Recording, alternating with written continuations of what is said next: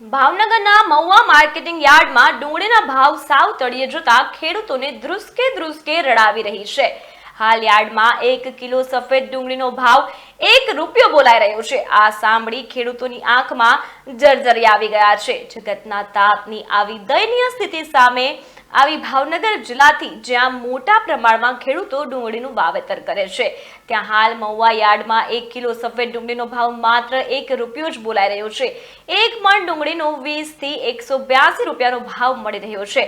આ ભાવ સાંભળી જગતના તાતના પગ નીચેથી જમીન ખસી ગઈ છે. મજાક સમાન ડુંગળીના ભાવ મળતા ખેડૂતોને મોટી આર્થિક નુકસાની ભોગવવાનો વારો આવ્યો છે. ખેડૂતોનું કહેવું છે કે માવઠા બાદ સફેદ ડુંગળીના ભાવમાં ધરખમ ઘટાડો થયો છે. શનિવારે હરાજીમાં સફેદ ડુંગળીની 92,000 થેલીની આવક થઈ હતી. આ ભાવ સાંભળીને તો એવું લાગે છે કે ખેડૂતોની સાથે જાણે ક્રૂર મજાક થઈ રહ્યો હોય.